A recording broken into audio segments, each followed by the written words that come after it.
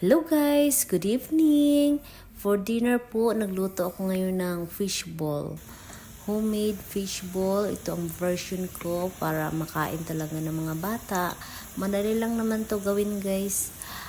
Steam mo lang yung bangos, tsaka himayin, lagyan ng itlog, konting cornstarch, tsaka yung mga pampalasa, bombay, may garlic konti, ganyan. Para makain talaga ng mga bata yung isda guys. Kasi minsan yung mga bata ay pihikan.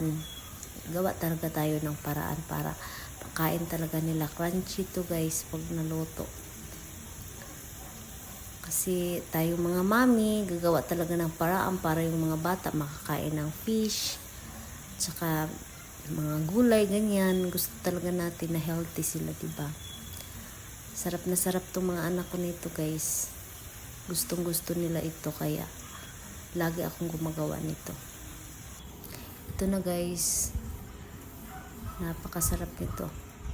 Subukan yung gawin to, yung mga bata na ayaw kumain ng fish, na bangos. Ito, gawin nyo. Kasi masarap naman ang bangus guys. Thank you for watching. Bye!